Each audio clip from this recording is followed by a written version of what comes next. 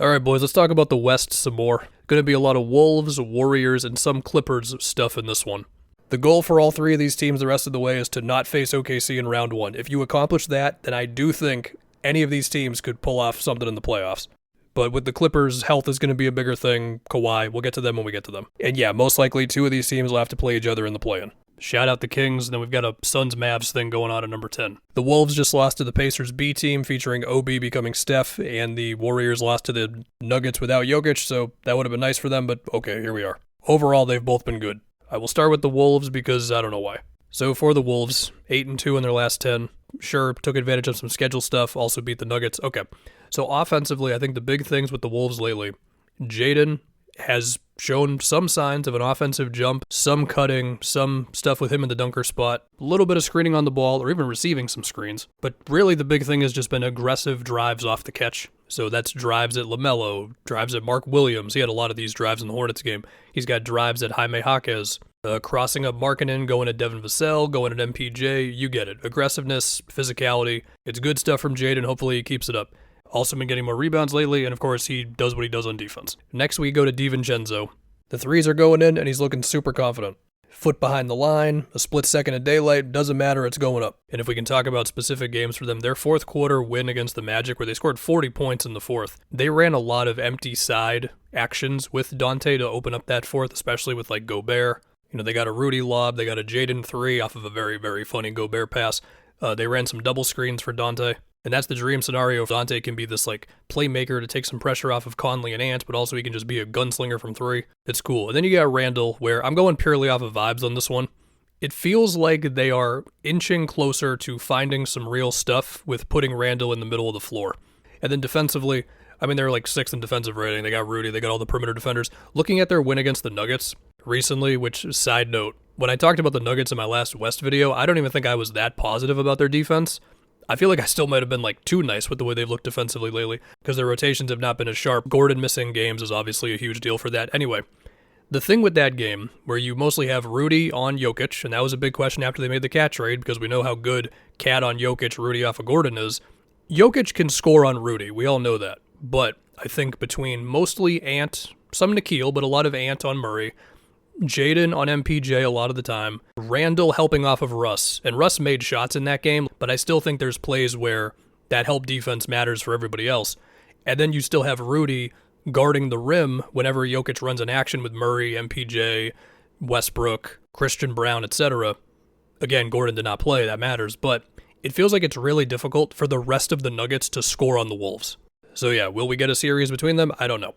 I will say, if the Wolves win the play-in and they get the Rockets in round one, who as of right now are the 2 seed and have won 7 in a row, that could just be a rock fight of a series, man. A Wolves-Rockets series.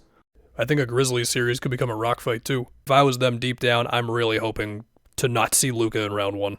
Lakers need LeBron healthy, we all know that. Oh, I haven't talked about Ant that much. He's really good, you know this. Teams will double him in any play-in game or playoff game. There you go. And also, Naz Reid. So for the Warriors, yes, before you say it, they have benefited from some breaks in the schedule. They played the Knicks twice recently. One time no Cat, the other time no Brunson. No Sabonis in the Kings game. No Fred in the Rockets game. They had the pleasure of facing the Hornets and the Mavs. But still, vibes are good. I think the biggest question, and yeah, bad timing, just lost to the Nuggets with no Jokic. The big question is going to be Steph's workload the rest of the way.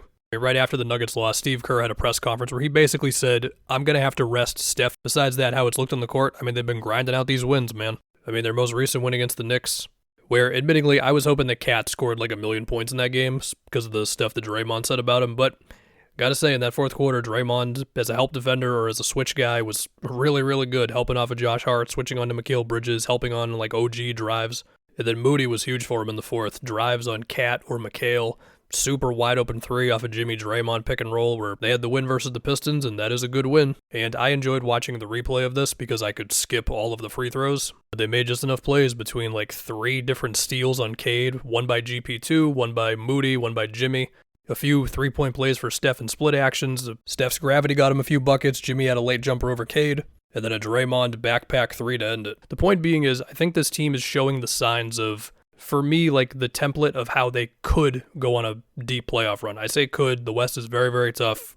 It seems like it's going to be just hard-nosed defense and then you have Steph to take you home, while still, again, managing his workload as much as you can. Then Jimmy just gives them that much-needed source of extra playmaking and ball handling and foul drawing, and him screening on or off the ball, or him receiving a screen on or off the ball from anybody, including Steph in any of these scenarios, that just creates advantages or switches or panic by the defense.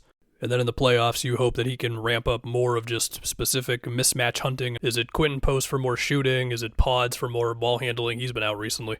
GP2 for more one-on-one defense. Is Buddy having a big shooting night or not? And also Kuminga's back. And he's done exactly what you know he's going to do. He's going to get downhill, whether it's drives or cuts. The big thing really is just the Kuminga-Jimmy minutes. Very, very small sample size, 23 minutes so far with those two together. They are a -8 in those minutes. Those have to be good, or else Kuminga's minutes are just going to have a limit on them. The 3-6 right now is Warriors-Nuggets. Jokic, like he would against anybody, would do his thing versus the Warriors. Sure, Draymond is maybe the best in the league at guarding guys bigger than him in the post, but Jokic is just a whole different thing. I mean, if GP2 just devotes his life to fighting around screens against Murray, what does that look like? Now, if we got a Lakers-Warriors round 1 matchup, that would just set the internet on fire, so why not? And then as far as the Clippers, there is a world in which you could have a, let's say, healthy enough Kawhi. We've done this so many years in a row now with him, but we're going to keep doing it. Harden, Norm just came back, and then you have this really good defense. That is a serious team. I mean, you go through Kawhi's recent games here, he is getting signature Kawhi buckets. Tough jumpers, post-ups, pull-ups, turnarounds. And Harden's been cooking, not just that 50-point game recently.